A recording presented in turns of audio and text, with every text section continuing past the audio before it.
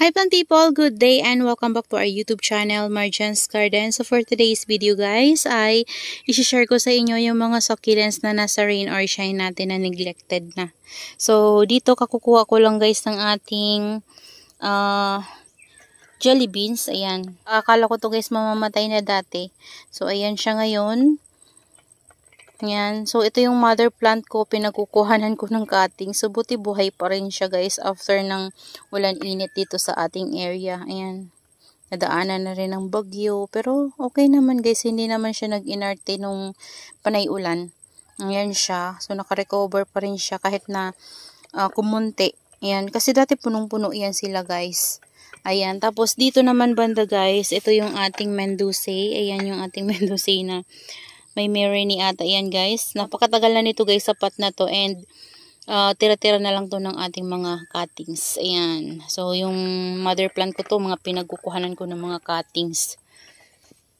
Dito naman guys yung ating mga propagation ng Purple Delight. Ayan. Dami nila oh. Tapos dito naman, ito din, for propagation din ng ating Purple Delight. Ayan, may mga damo na. Ito din. Isa din tong propagation natin. Tapos ito na yung nilagay natin guys na Purple Delight dito sa katabi ni RZ. Ayan siya. Okay naman siya. At ito lumaki oh. Ayan.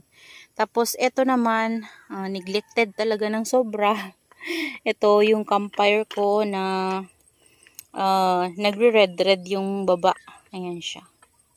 Mas red yan guys nung nandun talaga siya sa unahan. Kaso inabante ko sila dito kasi kulang na nga tayo sa space. So pinag ganyan ko sila. Oh, ayan oh.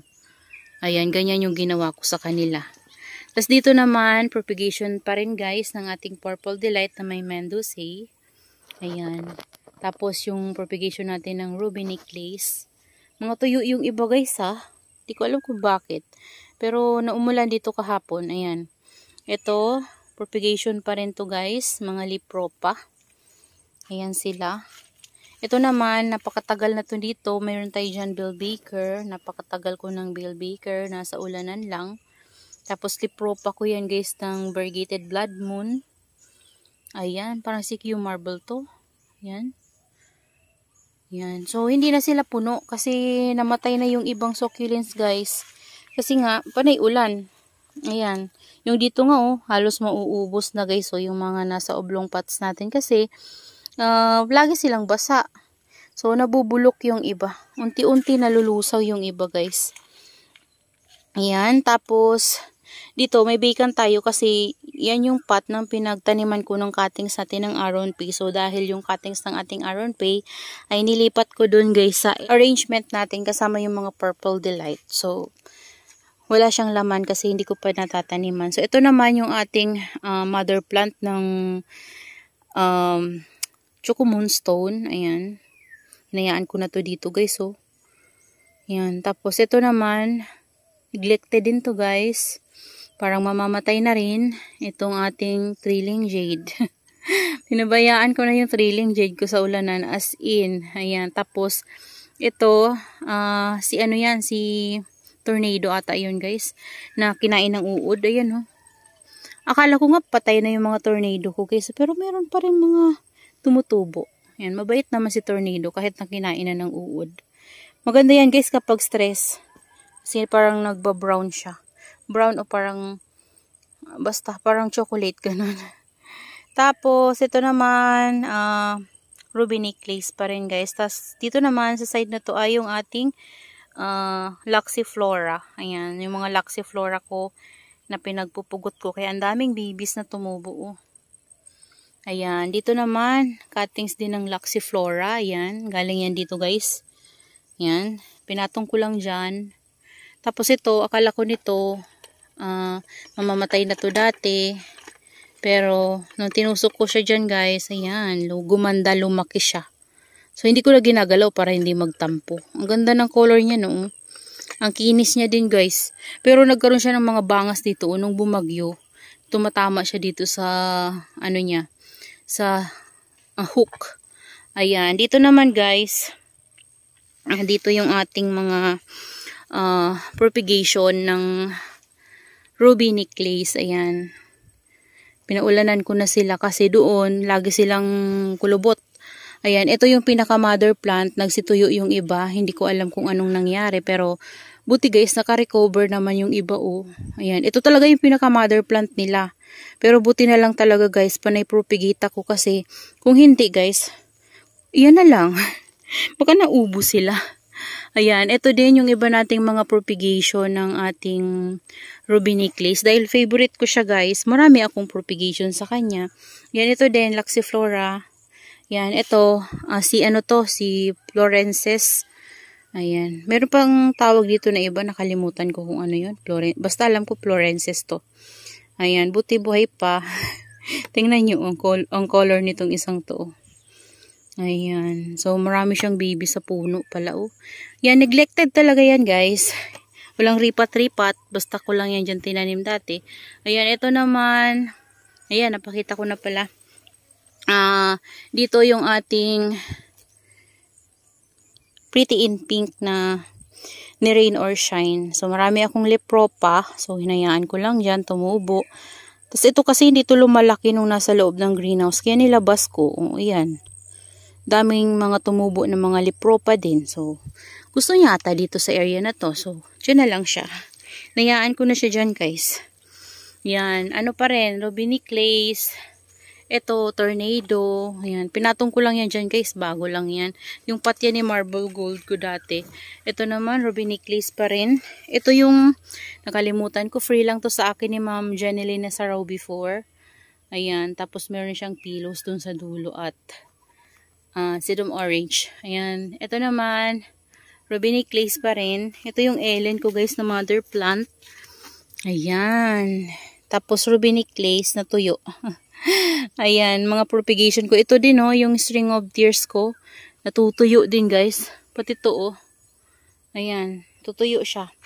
Dito naman guys, ayan sila. Ito, nagkaroon ako ng problema dito sa ating aloes. Ayan oh. Siguro dahil sa ulan init, na overwater, tapos nasunog. Ayan. Nasunog, na overwater. So yan yung nangyari sa ating aloes. Ayan, marami naman akong propagation nata yan guys eh. Oo, meron ako mga propagation yan. Ito, yung pinya-pinya natin. Pinya-pinya. Ano ba tawag dyan? Nakalimutan ko. Yan. Alam ko yung pangalan. Nakalimutan ko lang. Yung mga propagation ko guys ng jadeliet na green. Ang dami oh. Yan. Marami pang iba dyan. Mga tinusok-tusok. Yung mga nandito guys. Mga huertia. Salo-halo na ng mga succulents. May Darly Sunshine. Na okay pa naman. Cactuses. Ayan. Ito oh, talagang rain or shine. Hinayaan ko lang sila pero nag-grow si Millionaire. Tapos mga Beltana, yan, mga aloes din. Yan, ang dami nila dito guys. So ito yung pinakapuno nung pinakita ko sa inyo kanina guys na napakalaki. Yan, galing yun dito, kinat ko. Kasi akala ko mamamatay na siya. So ayan oh, nag-grow siya. Tapos tinabihan ko ng mga cuttings ng Laxiflora. So ayan, okay naman. Tapos yung ating non-variegated na string of hearts. Yan. Nagtitrail na, hinayaan ko lang siya. Mga Laxiflora nandyan. Ito. Mga ang dami napabayaan ko na to guys. Kailangan nila ng ripat. Kailangan nilang ayusin para gumanda sila ulit guys. Napakatagal na kasi nila dito. Ito nga may jealousy dito guys. Oh. Yan. Gustong gusto ko si jealousy before. Kaso lang dahil wala na talaga akong time masyado dito sa labas. Hindi ko na sila dito maasikaso.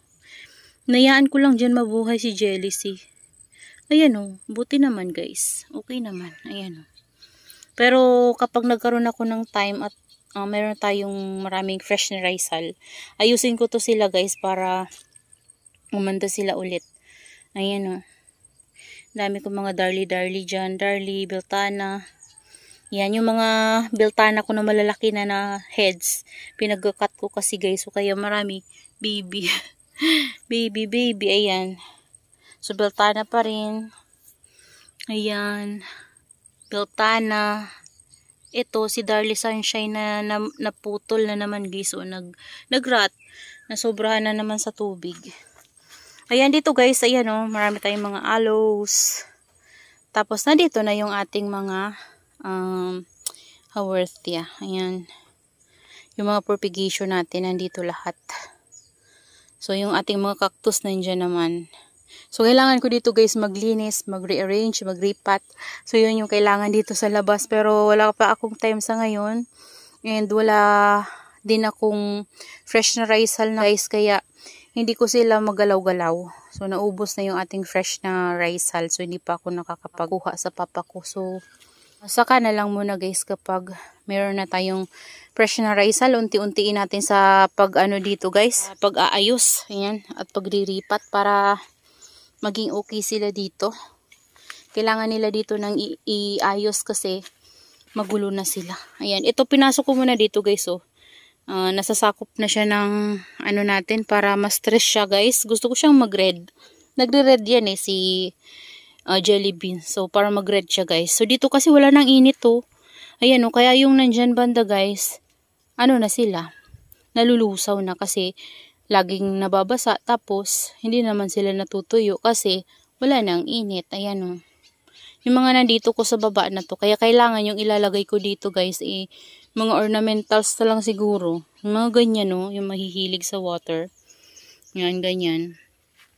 So, that's all for today's video guys. Yan, share ko lang sa inyo yung mga neglected succulents ko dito sa rain or shine area. So, yan sila. Hindi na masyadong kagandahan at napapabayaan na talaga natin. So, bigyan ko na lang sila ng update sa inyo pag na-repat na natin sila at na-rearrange na rin natin sila. So, that's all for today's video guys and I hope you enjoy watching and see you on my next vlog. Happy gardening everyone! Bye-bye!